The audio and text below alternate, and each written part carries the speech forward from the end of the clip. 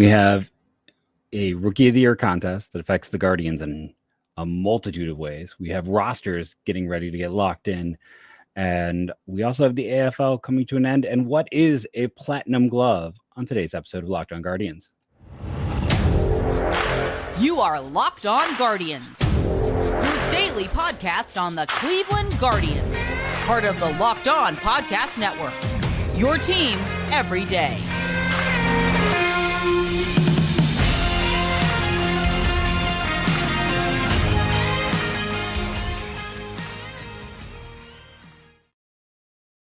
Hello, everyone, and welcome to the show today. Today's episode is brought to you by FanDuel. Make every moment more. Right now, new customers get $150 in bonus bets with any winning $5 moneyline bet. That's $150 if your team wins. Visit FanDuel.com/lockedon to get started today.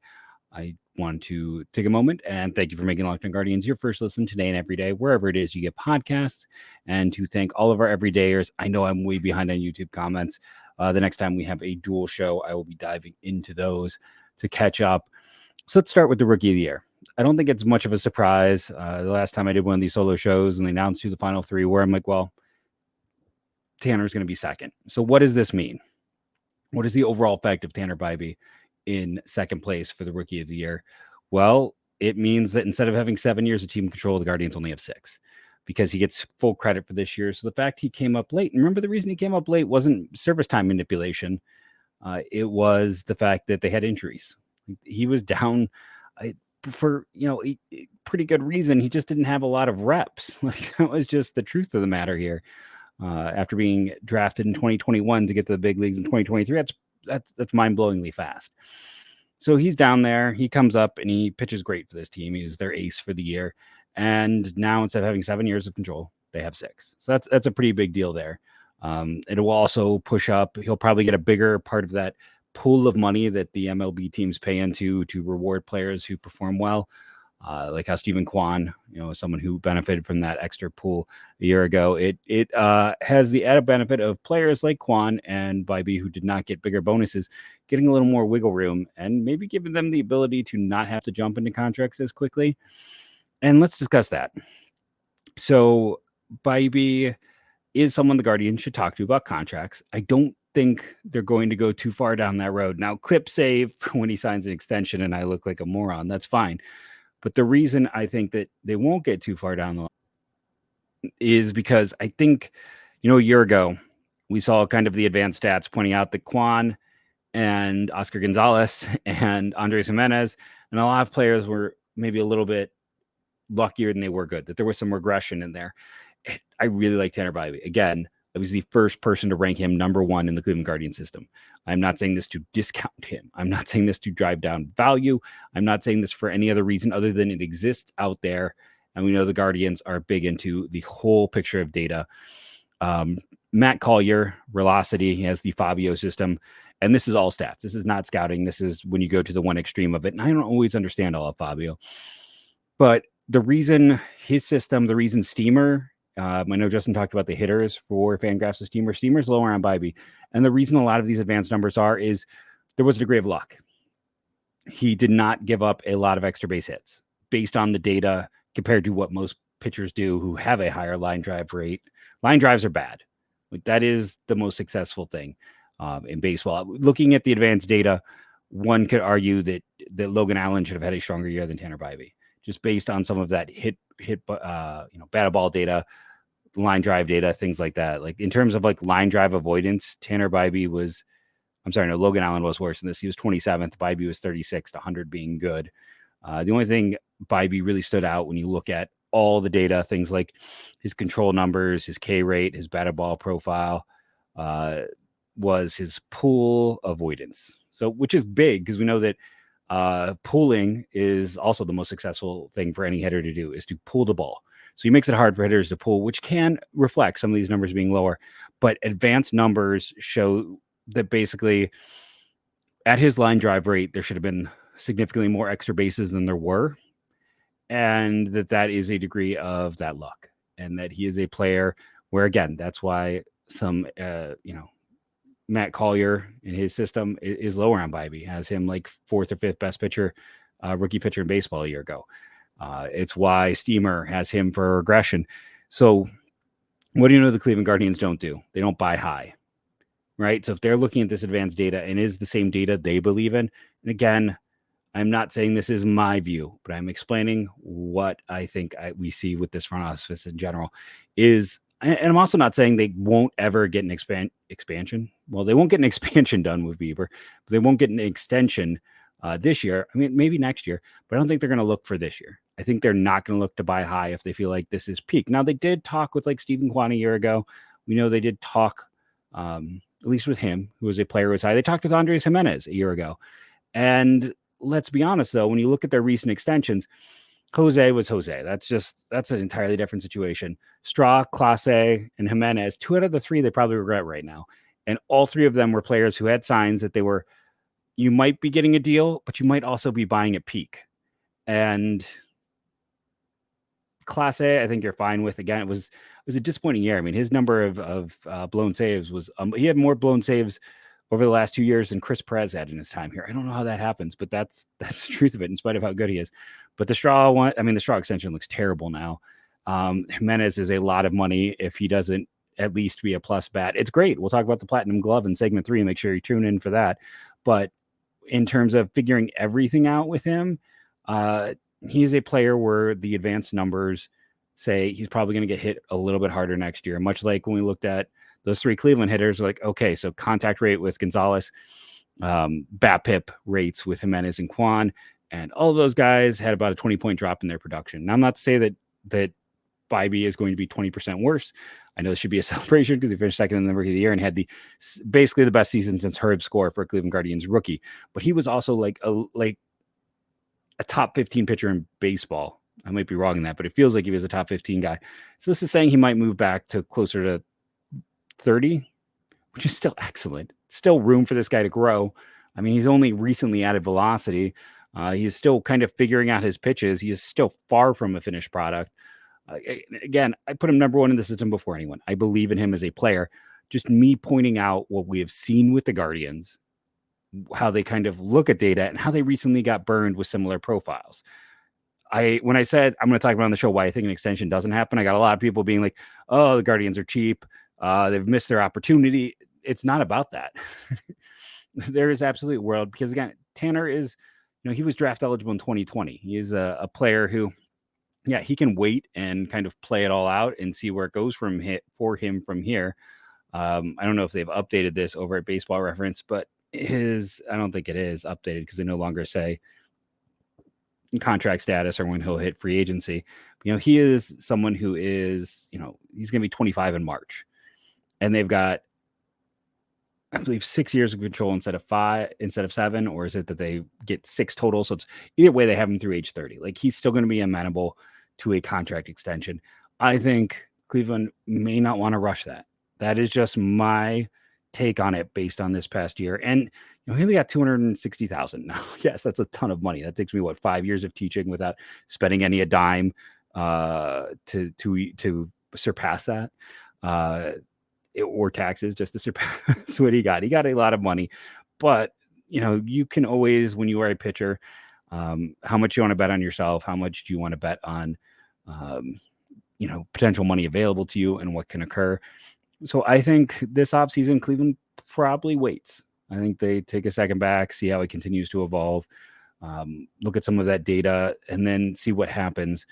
And that's just my take. Again, I'm all for giving him the extension. I think he is going to be this team's best pitcher, likely within the next year or 2. I still think healthy Tristan McKenzie might eclipse him based on what we saw 2 years ago. Don't forget how good McKenzie was pre-injury. We'll have to see. And there's always a world where Daniel Espino has no more health issues. Hopefully he's not Adam Miller and becomes, a top 5 pitcher in baseball. So there's, some weird worlds with this, but it's still like Bibee is very good. Bibee should be here for a long time. Hopefully they will, sit down and figure it out. But I don't think they will. And that's why. Don't get mad at me.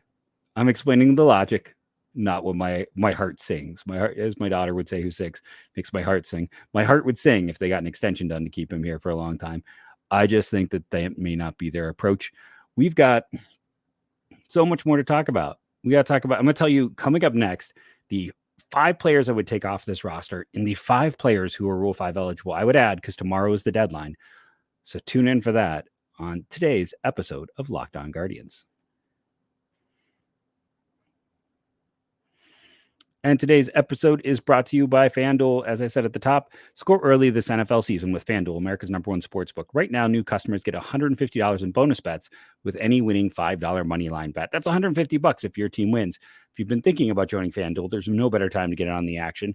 The app is easy to use. There's a wide range of betting options, including spreads, props, over-unders, and more. I know they're focused on the NFL. I don't do much with the NFL. I would be really intrigued right now with Stanley Cup odds. That's probably my number 2 sport in terms of my reading and following.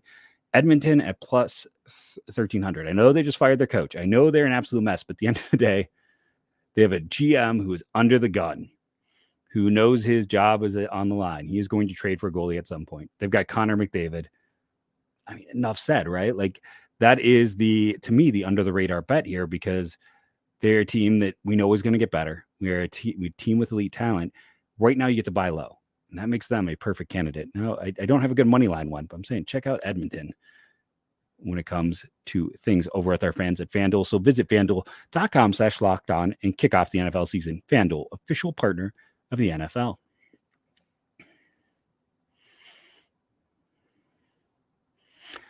Make sure to check out SiriusXM for all of your smacking the cord over here for watching on YouTube. Distracted me. Sorry, ADD moment. And I have ADD. So that's when I say that. That's not me just being blasé. That's just the truth. For all of your hot stove and information, can we talk about a ridiculous rumor before I talk about roster locks and names to watch and all that fun jive? John Morosi saying Ohtani is intrigued with the Braves. He might be. But do we trust John Morosi anymore? This is our comment below. Do you actually trust any words out of his mouth, since he has conservatively tried to trade Jose 1 million times since the end of the season? Is there anything more than clickbait with him? I just I respect that he's bilingual. He was a top 3 guy for me in baseball for a lot of times, but now it just feels like it's all clickbait, and I find it really annoying. It's like, okay, yeah, let's throw Ohtani to the Braves. Let's throw him to the Rangers next week. Let's keep the revolving door going to keep attention. Rant done. Let me know what your thoughts are below in the comments. Rule 5. So I thought I'd have some fun with this. Tomorrow, the deadline is 6 p.m. Eastern, 5 p.m. Central. That's where I am located. Rosters lock. And it is a fascinating year. It's not necessarily going to be a great, Rule 5 draft, but there are some names to know. Justin and I were talking the other day. Austin Shenton with Tampa is one of my favorite guys. Former Guardians draft pick out of high school. I thought for sure they're going to take him. Here's a guy who he was supposed to go to University of Washington, ended up going to Florida International. And, he had a fantastic cape and then completely fell apart that year in his draft year. And he mostly played third base. And I don't know if he is, going to be anything more than a DH, but, there's a world where he could maybe be a first baseman. And you have Florida International. So I thought that's where Logan Allen went as well. So I believe there would have been some overlap with them there. But the guy hit. I mean, he had some absolutely ridiculous numbers. There's some really heartwarming stories about him and his brother who has special needs. The Athletic had a great story on it.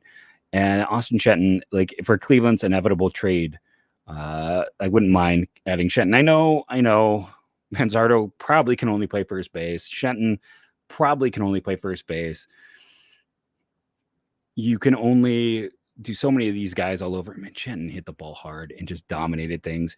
And Tampa's got so many hitters. They've got no spot really for this kid to even get an opportunity. They traded Manzardo because, where was he going to go with Diaz settled in and all of their $1.5 million bets? Aren't we in a situation where if you're Cleveland, you could afford to put a Shenton? I'm not putting Naylor out there again because of the injury risk. It's too high. But a Shenton or a Manzardo in left field, especially because we know as much as we want him to move on from Straw, they're sorry. So we know we're probably still going to have Miles Straw. Let's just be honest. And again, fine with him as a 26 man. I think it's probably going to start again next year. As much as we don't want that to be the case, I think it's going to be the case. But if you got Quan and you got Straw, doesn't that open up left field to be just a black hole defensively? Can't we put just someone who is a power hitter out there and move on? So that's enough about that. For those who don't remember, a year ago, the day of the Rule 5. It took a while for everything to come out, but Cleveland traded Carlos Vargas for Ross Carver to open up spots. They traded Nolan Jones for Juan Brito. Listen, we'll wait and see how that works out. Nolan Jones had a 400 BABIP. He is going to regress. Juan Brito is a top 5 prospect. They could still win that trade. I don't love it, but they could still end up winning that trade. So they have been active. Tobias Myers for Junior Caminero. Yep, that was one of these days. So they are going to do something tomorrow, and we will have you covered here. We will talk about all the additions, everything that happens. You can guarantee Justin and I will be going deeper than anyone else on that.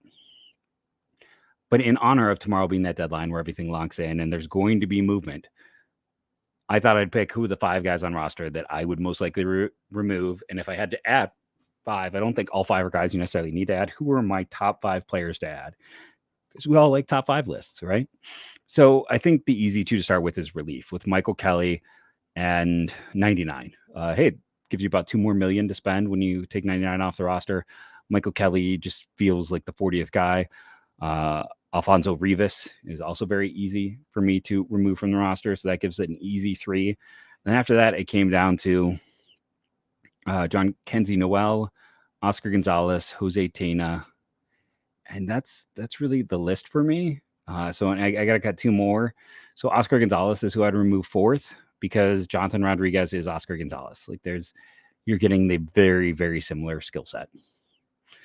And I think 5th, I mean, at this point in time, this is gonna catch me some trouble. But John Kenzie Newell is the guy I'm taking off. He struggled to a 220 batting average, and he's the last 2 years have been pretty brutal for him in the system as he'd faced. He hit for power in a park that is known for its power.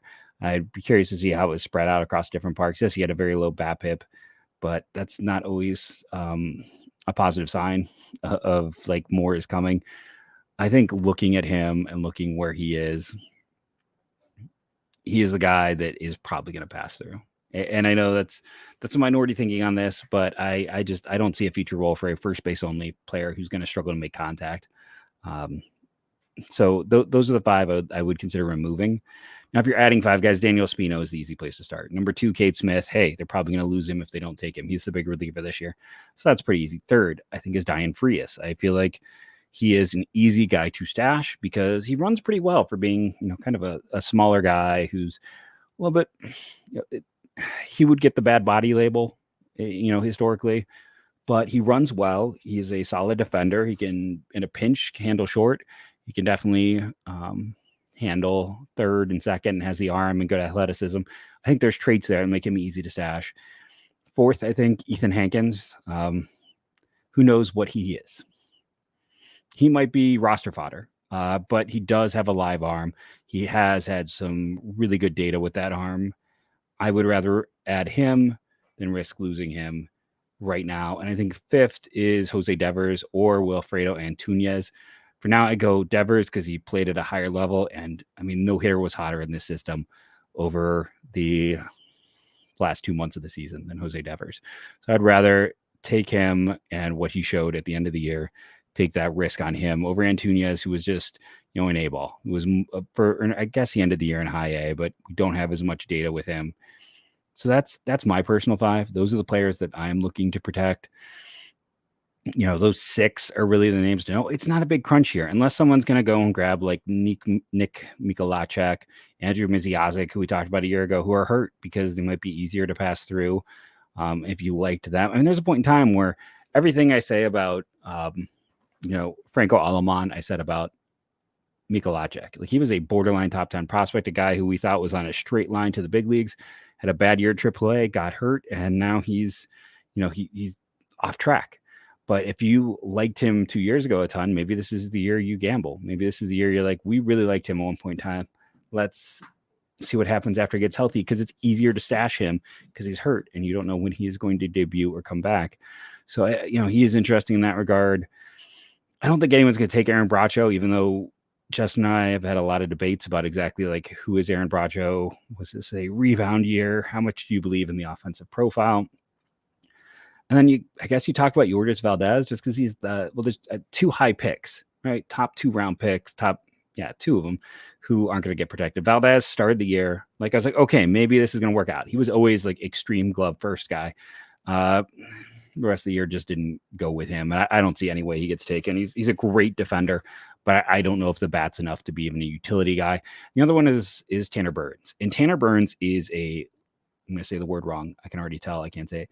A litmus test. I know I still didn't get it right. I have some words I just can't say. But he is that pH test, right? Like if someone you're following has him ranked in the top 30, they have not paid attention to the system. He gets a bump because he was a first-round pick. Now, ignore the fact that he was the lowest paid first-round pick in 2020, $1.6 million. He was the low end of things. He had almost the same bonus as P.D. Halpin, who was taken in the third round. He was given the bonus of a late second-round pick. That is where the valuation was. And why was he given that? So they could use the Carson Tucker money and the P.D. Halpin and the Tanner Burns money, the extra wiggle they had there. That's how they got Halpin, and that's how they got Milan Tolentino. Whether or not those two end up working out, I don't know. I don't think either are going to be like top 25 guys for me in this system. So, yeah, and then they traded for Isaiah Green, who we're not going to discuss, who was part of the Lindor trade, who's was a high second rounder. We got less than Halpin. So they had a lot of guys from this class, but I guess that's the thing. Like Isaiah Green, they don't have to add. But Tanner Burns gets ranked in a lot of places. By the end of the year, he was a reliever in this system. So I also want to put that out there and just caution, like, you need to know about that. Like, if he is getting ranked high places, then they're just not paying attention. Like, that's a list maybe you want to move on or ignore because he is there because he was a first-round pick. Now, he wasn't really he was a first round pick in quote unquote name, but he was a competitive balance pick, which puts him after the first round. He was the 36th pick in the draft, which if you're just doing like top 30 picks or round 2, he would have been, or round 1. He was competitive balance picks. They're labeled as first rounders, but he wasn't a top 30 guy. And again, of those first round picks that year, he had the lowest bonus. There was 37. Won't make the clerk's reference there, but tip of my cap. And he got 1.6 million. The next lowest was Drew Romo at 2,905,000. So essentially $500,000. Actually, Justin Lane got 2 million. I don't know why this didn't put this correctly. Let me recheck this, as I feel like that. Okay, I'm sorry. Alika Williams got, because I knew that Carson Tucker got 2 million as well. So Alika Williams got 1.85. That's still 250,000 more. Like, Carson Tucker would have had I think I looked this up, it was like the 12th highest bonus in round 2. Carson Tucker. Whew. Tanner Burns. So a lot of his valuation is based off, listen, at Auburn, he was great, and then he ran out of gas, and then I've never seen him look as good as he looked in college since they've drafted him. This seems to be one of those rare cases where Logan Allen's worked out, so maybe it's just not their second round pick, but their second pick that kind of doesn't go as great. I mean, Tommy Mace from 2021, we barely talked about on the show. It's just for whatever reason, you throw a lot of darts, some work, some don't work. And Tommy Mace was the highest paid of the 3 Florida starters, and he is now firmly third ranked amongst them. So just going back into this, Tanner Burns is that test. Like, anyone who's talking about adding him, I mean, I would be floored if they added him. I just don't see he's not in the way they valued him, in the way they paid him, in where he was taken at pick 36 out of 37 picks in that round. He wasn't really a first rounder. So he has that inflation, and we've seen that. And I've talked about that, how certain teams knowingly kind of inflate values that way.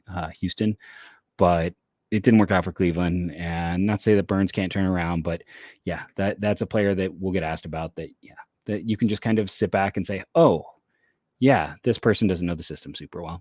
We're going to come back. I'm going to explain the Platinum Glove, and we're going to talk the AFL on today's episode of Locked On Guardians.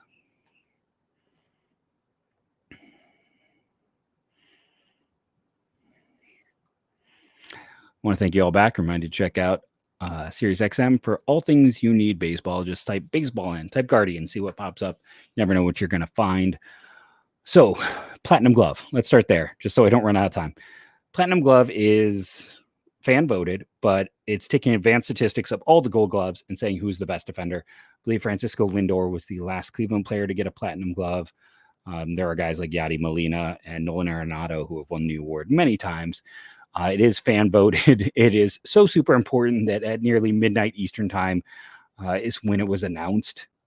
It is interesting if Jimenez was not long-term signed. I'm sure it'd be something that'd come up in the arbitration process because it is another award. But yeah, it's just saying like who is the best defender in each league overall. Like advanced stats have taken these numbers and bullet them down position by position to give you kind of a, we talk about WRC plus. What is the weighted value, irregardless of position? And then they have fans vote, and Jimenez won. And he is a excellent defender. And that is why we think maybe he should play short next year. Again, let me know what you think below. AFL. So the AFL has wrapped up. Kyle Manzardo had 6 home runs in the regular season, which I talked about, and hit another 2 in the postseason. So for 8 total home runs in the AFL, it was a slow start for Jase Medical, but I mean, he turned it on. Dude ended up being quite productive overall in the AFL for a guy who kind of started out slow and then came back. I think he might have ended up with a higher OPS than Manzardo in the end. And they're both very productive. Now, Cleveland didn't have anyone win any awards. There was no, I think Jose Tena once was the MVP or the hitter of the year or something like that. That didn't happen. They just didn't have the players up there quite as high when it came to some of the average and OPS stats. Central Michigan, to get some action. Jacob Marksey, who was a 2022 pick of the Padres, and one of those guys that I feel like Cleveland should, if San Diego wants pitching, like Marksey and Graham Pauley are just names I'll keep bringing up for, you don't have to add them to your 40-man, but are interesting outfielders. But in spite of what I'm saying, I think that DeLauder and Manzardo showed very well, performed very well. It is a hitter league. It is a hitter-friendly league. Manzardo was second in the league behind Marksey, tied with one other player for the second most extra base hits. He was hitting doubles, he was hitting home runs, and he was just a machine. He was fantastic. And DeLauder started slow and then really turned it on late, and it's a great showing. But I've talked about before, it wasn't just them. Ryan Webb led the league in strikeouts. Now, I've been a big Dylan Smith guy. He finished second in the league. I'm writing him up over at Prospects Live, liked him back to his Alabama days. And, Ryan Webb was fourth in innings pitched. He had a lot of positive stats. He was a little more walk prone, but for a guy who was hurt, who was coming back, it's nice to see. And again, in some respects, his performance is more impressive than the two hitters because it is a hitter haven. This is a situation where we're getting to see Ryan Webb perform. And Manzardo's already in AAA, right? Like, he is already up there.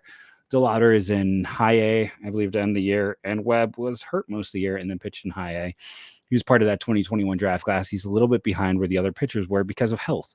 So we get that opportunity to kind of see how he's performed and what he did. And some of the relievers had decent showings. I don't think anything that's going to lead to someone being rostered, but definitely things to check out when it comes to just the way that players performed out there. Because, again, the Arizona Fall League, for those who missed my earlier spiel when we started talking about it, it is an offensive-heavy league. And the best of the best pitching prospects don't often get out there. There were some really good ones this year, but what we see is a lot of players. Again, Jose Tena hit like 400 there when he was in high A the year they needed to roster him. Some young hitters can really perform well. It is a hitter haven. So I am more interested in seeing Kyle Manzardo just hit the ball extremely hard because that is what he was focused on this year. That's why he had some number regression earlier in the year because the focus wasn't on contact. It was on exit velocities and hitting the ball harder and showing that power that is there. And then for Webb, because it is such a hitter-friendly situation, to see that pitcher come in and just miss a ton of bats because he is facing more advanced hitters for the most part, that is really positive to see as well. So those three really stood out. Again, no hardware for Cleveland, but I think those are all really important decisions, really important performances, and players to kind of keep your eye on. And then, again, tomorrow you want to pay attention. Make sure you're tuning into Locked On Guardians because Cleveland's going to make a trade. I can guarantee it. We haven't had one of these deadlines for the locking in your roster for the Rule 5 draft. It's been a few years that there hasn't been a trade. I feel like we've had a trade at least the last 3 years in a row. I could be wrong. Beaver Dog, let me know. One of our everydayers who's very good with the minutia that I miss out on. I will let everyone else know tomorrow when he corrects me. But they make deals on roster lock day. So 6 p.m. Eastern, 5 p.m. Central, though we didn't find out about, I believe, the Nolan Jones trade until almost 7. So information can be slow to come across, but we know Espino's getting added at least. I think Cade Smith as well. That may just be it, which means 2 guys are coming off. So there's going to be moves Could be trades, could just be releases, but we typically see some kind of trade happen. I would not be shocked if they went out and made a trade for, again, someone like Austin Shenton, who they have known, who had great Cape data, and who could be someone who could potentially help them in a year, who might be blocked. And they love making these trades with Tampa that blow up in their face. So we'll see. Maybe Manzardo helps even it out. And I really do like Shenton, so I don't want to seem negative there.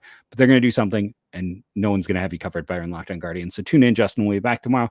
And tomorrow's episode is all about Rule 5, what's being locked in, what the roster is looking like, why they did what they did, and getting to know potentially some new prospects or players in the Cleveland Guardians organization. Thank you all for rating and reviewing. Downloading it helps. Being an everyday listener, part of the Locked On Guardians team. And as I always say, go Guardians, go.